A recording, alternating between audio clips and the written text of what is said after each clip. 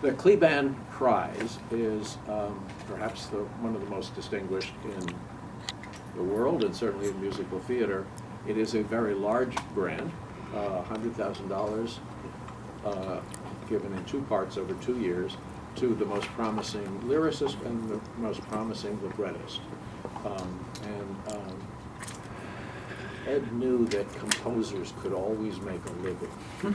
They could always work. Nobody wanted writers, so you have to give them a freedom. I like to start each of these presentations with by introducing Ed's oldest friend and closest friend from dating back to the beginning of the BMI workshop. Maury Yeston will tell you a little bit about Ed and his life.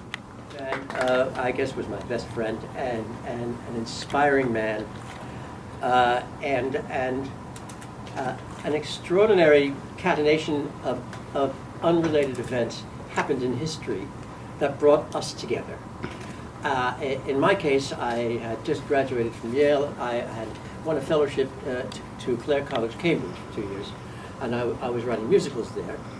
And I was writing a show based on Alice in Wonderland. And somebody announced that the producer, David Black, was going to produce a musical based on Alice in Wonderland on Broadway. And so I wrote Mr. Black a letter saying, I've written some music on Alice in Wonderland. And he said, well, I'd like to see you when I come to England. And he told me, he said, I already have writers, but you seem very talented. And when you get back to New York, you go to the BMI Music Theater Workshop run by Lehman Engel, and he will teach you how to write musical lyrics, which I did. And when I did, sitting there was a woman named Carol Hall. There was a young man named Ed Kleban. Pretty soon, about 6 months later, a friend of mine graduated from NYU. His name was Alan Menken. And one by one, these people showed up, and Lehman Engel simply taught us how to write musicals, how to write lyrics, how to dramatize. He taught us by giving us assignments every week. As this grew and as it burgeoned, more and more people came in until ultimately Lehman passed away, and I took over for him in that chair for about 25 years. And we watched everybody you've ever heard of come into that workshop, and we're now standing in an institution, right, in the offices of BMI that made all that stuff happen. And when Ed sadly passed away, I was called into the office of his lawyer, who read to me the will that Ed had left, because Ed understood that a composer could always play club dates, but what does a lyricist do? And he struggled as well as a lyricist, and until he finally really made it big. And so he decided he would create this extraordinary award, and hundreds of thousands of dollars, as you've heard. And we had a big meeting. Hal Prince was there, many people were there, and talking about how to do it. And so many people in that meeting said, it's just ridiculous, you can't give somebody $100,000. It's just, and so we talked about it, and I think I suggested, well, you know, if you give somebody half and half, or give it to them a third each year, then what Ed wanted to do, help them, right, live. They're able to live and write. And so that's the structure that this took. And as a result, you can simply go and see the list of Tony Award-winning musicals, Oscars, God knows what, of all these people who have won the Kleban Prize. Brian Scott Oliver is one of the newest, and actually not so new because I've known his music for a while. It's been a minute. But he writes the best sarcastic, dark, interesting music that I've heard in a long I'll time. take it, dark and interesting. That sounds good. One of my favorite songs is the Happy Song. Make Me Happy, yeah. Yes. Yeah. Can you tell me how that came about? Well, it's for my show, 35mm, a musical exhibition, and it was one of the early songs I wrote for that show. My husband, whose photographs the show is based on, we were falling in love when we were creating the show, and it's literally just a song about us. And I knew that I wanted to write a love duet, and as a lot of writers agree, writing a love song is very difficult. But when you have a little bit of an in or a little bit of an edge, it makes it a lot easier.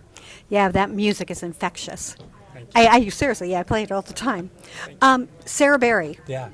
Can we ever see a musical based on Sarah Berry? You know, you're not the first person to ask that. I get asked that a lot. And also the number of young people who create, I didn't know what this was, an animatic, which is basically a YouTube video of, essentially cartoons. The young people love to make the animations with it. So someone's going to make a movie of it at some point. What are you working on now? Working on a couple of new projects. I try to write a new musical every year. And one of them is based on Truman Capote's Black and White Ball in 1966 at the Plaza Hotel, and the fallout and kind of the betrayals. And there was some, of course, it's me, so there's darkness and there's death and there's suicide and there's murder, because of course that has to be in it. And my collaborator Kirsten Gunther and I are working on that, and we're very excited. We're just diving in this year. Has any theater yet commissioned you? Yeah, no, I have a number of commissions right now. That one is a commission with Fourth Wall Theatricals. I have a couple of university commissions, which are great because it's like you get all that development with wonderful young people, and then tying up some other things from the past as well. You work a lot with J.A. Johnson, Yes, Lindsay Mendez, and Alex Brightman, and I'm forgetting one, Natalie. Yes. What singers would you like to work with that you haven't had a chance to write for? Sammy Williams, who was just in Carolina Change, is just absolutely incredible. And she was actually a student of mine a long, long time ago, and now she's blown up, and she's amazing. I went to high school with Angel Blue, who just won a Grammy last night. She's an opera singer. Most people just saw her as Bess and Porgy and Bess over at the Met. She's an old friend from high school, but we haven't reconnected. So I hope that Angel and I get to work together very soon, because she's pretty stunning. So it's a very incestuous group. That's right. What project would you like to take on? What subject matter that you haven't had a chance? I always want to write a Stephen King musical, but there's been some history with Stephen King and Broadway, so it gets really difficult. But my hope is that I'll get the chance at some point. And what does winning the Kleban Award mean to you? Oh, it couldn't have come at a better time. As many people have noted, I've been doing this a bit longer than the average person who wins this award.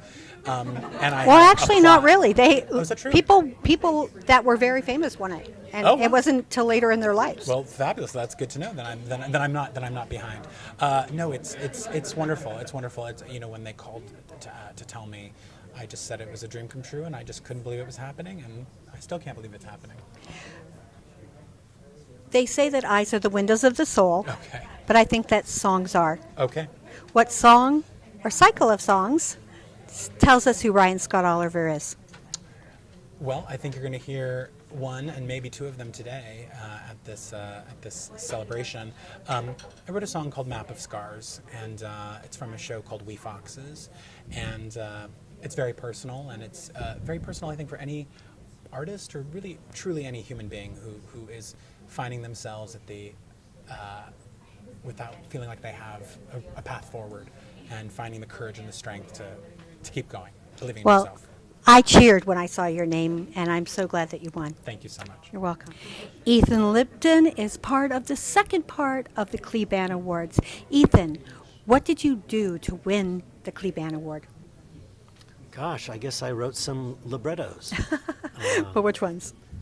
The ones that I submitted were No Place to Go and The Outer Space, two musicals that I did with my band. Now, you're known for doing comedic work with your band, correct? Yeah. What would you like audiences to take away from your shows? I want people to feel things about their world, and I'm trying to open up ideas and be playful with that, and also be, critical of the world that I'm a part of and of myself.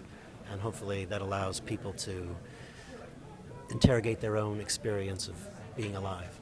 What will this money help you do? What will you be able to create next? Well, it's going to help me get some diapers, not for myself, for my child, which will come in handy, and it'll just allow me to work. I'm always working on a bunch of projects. I have a new project that I'm working on with my band. I have a couple of new plays, and it's the greatest gift that you can give a writer is time to write. Now, I know you play a lot at the Public. Yeah. Can we see you playing any place soon? I'll be at Joe's Pub with my band on March 8th and 9th. And what can we expect? Will we hear some of the things that we're going to hear today, or are they new songs that will be at the Pub? There'll be different songs, songs I've been working on with my band. We're just working on a new album right now, and so there'll be some of those songs and some of the ones we've been playing for a long time. If you could create your own career, where would you be in 5 years? Oh, I don't even know. I mean, it would be great to have multiple shows happening in different places. I just want to keep working. I could never have predicted getting to this place in my career. It's been Really? a very circuitous path, and I love not knowing, and I just hope that good things continue to happen to the projects that I care most about. But you're such a cult phenomenon. Wow. Gosh, that's good to think. No, I'm serious. I never think of myself in that way. No, when I but- researched it, it was like you were definitely a cult phenomenon. Well, I have been fortunate to find a way to make stuff and to find people who receive it, and hopefully that'll continue to happen. And what is the one thing you would like our audiences to know about you? I love the theater, and I'm really proud to be part of the musical theater. I wasn't sure that this would ever be a part of my life, and I'm really glad that it's turned out that it is. Well, congratulations, and I'm glad it is. Welcome to the circle. Thank you. You're welcome. One of my favorite composers, Richard Maltby. Well, thank you. What are you doing now? I mean, Oh, well, now you're at the Kleban, but Right. Well, I'm the president of the Kleban Foundation, so we're giving away a whole lot of money tonight, which is kind of the greatest thing in the world. I mean, these are writers who are extraordinarily talented. This is not an award for beginners. It's an Right. award for people who have actually established themselves in some way. But Ed was really worried about the second show. You can always get your first show on, but But you the don't second's the necessarily make hardest. any money out of it. And then what do you do for the next 2 years? And this is a large amount of money. It's $100,000 over 2 years, which is, used to be enough to live on. It's not anymore, but it does help an enormous significantly. amount. And it allows you to create. And exactly so. One of the winners from the past, who was actually the author of Kimberly Akimbo, David Lindsay Abaire, wrote a note to the board today to say that's exactly what happened. Those 2 years allowed him to write. Kimberly? Yeah. Oh, wow. Because I think that it's highly... a lovely show, isn't I think it? it's highly up for the Tonys this Yeah. year. Oh, it absolutely will be. And if Victoria Clark doesn't take Best Actress in a musical unless they change it up and make it everybody and their brother. Right. No, she's great. You're directing now. I have been directing, yes. Yes, what are you directing now? Well, David Shire and I have a show called Take Flight, which we're Yes. developing as a concert musical, a musical to be done with symphony orchestras. We are also doing a show called Waterfall, which is being produced in Bangkok in next summer, at the end of next summer. We have a new version of Baby, the musical that we wrote. Oh, And yes, that's being released next week. It's wonderful. I can say that with complete, lack of any ego, because Did you I just couldn't update imagine. any of it? Is it, It's or is totally it updated. Oh, really? I mean, the score has a lot of the same things in it, but the story is completely updated.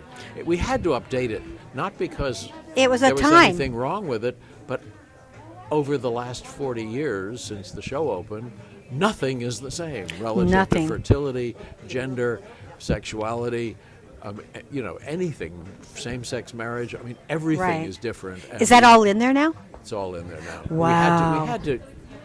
You didn't give any of the girl parts to guys, did you? No, but we gave a guy part to a girl. That's cool. Yeah. Okay. That's fine. I just hate when Well, they do that. We couldn't do it. We made two of the women A gay couple. a gay couple, but the distinctive thing about that is it had to be, because the two men, there's no particular issue among them. They have to Right. find, they have to find a donor somewhere. They don't have to worry Let about me the guess, donor, it's but the they have to find basketball husband, You know, right? But women have the same issues of fertility, and one person carries and the other one doesn't. One feels left out. Well, the enormous burden of this extraordinary thing that happens. It's a joint event that only one experiences, and it puts a strain on a relationship. Makes Well, you discover I what am you're now into. seriously looking forward to hearing this, actually. I think you will love it. And I'm sorry I didn't go listened down to and see it. When they finally went together, I thought I mean, there were tears in my eyes. I And didn't it all expect- starts with an idea. It all starts with the writer.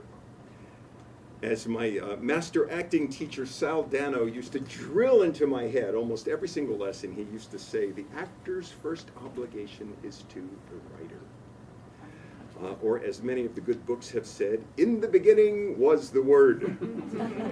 So I'm especially excited and honored to be a part of tonight's Kleban Award. Thank you so much for asking me to be here, which is going to two writers who will spark change in the world through a new thought or a new concept, a new way of looking at the world, or a new way of connecting us or reconnecting us to laughter and joy. I'm grateful to the late, great Ed Kleban for encouraging and enabling that, and I'm grateful to all of the writers that are here today who are continuing to fight the good fight to change this interesting world that we are living in for the better. So now I have been tasked with reading a message from David Lindsay Bear to the writers. David is one of my favorite writers, and he has moved me to no end from the first time I saw Rabbit Hole to just last week I saw his work in Kimberly Akimbo, where he is the lyricist and the book writer, and it was based on his idea from his play, Kimberly Akimbo, as well. So I'm so happy to be reading his remarks. So these are from David Lindsay Bear. I want to first personally congratulate the writers. And by personally, I mean Brian Stokes Mitchell is going to read this for me. Which is better for all of us because he has a much nicer voice than I do. So yeah, congratulations to Ryan and Ethan. In case you haven't realized it yet, you need to know the Kleban Prize can change your life. It sure changed mine. And yes, that was a reference to an Ed Kleban lyric. If you didn't recognize it, then I'm sorry, your award will be rescinded. I've been lucky enough to win some prizes. Not as many as Lynn Nottage, but I have a few. But none mean more to me than the Kleban. And not just because of the cash. But obviously, the cash is amazing. It's the most cash I've ever won for anything. I mean, a Pulitzer is nice, but you have to win 10 of them to get Kleban money. And do you know what a writer can do with $100,000? They can stop doing most of the other stuff that isn't writing. I can't begin to tell you how grateful I was for those 2 years. There was less worry, less scrambling, and so much more writing.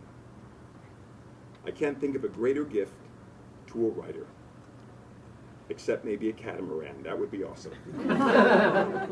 But more than the money, winning a Kleban is an affirmation that what you're doing is worthy. We don't always get that as writers, so it can feel like a blast of oxygen when we do. At least it did for me. And even better, it came with the great Ed Kleban's name attached. And it was awarded by my heroes. And I got to be on a list with all the amazing artists that had won the prize before me, and now all the ones who win it after me. And if you're really lucky, the Kleban folks might invite you back to say a few words. And if you're unavailable, then Brian Stokes Mitchell will read them for you. But above all else, what I love most about the Kleban Prize is the intention behind it. Most awards are given after the fact. You're awarded for something you've done. But the Klebans are given for what you will do. It's an investment in you as writers. It says, you are the most promising, and we believe in your talent, and we want to help you get where you want to go. That encouragement and validation proved invaluable to me, and I'm sure it will to you as well. Congratulations to you both, David, Lindsay, Eben.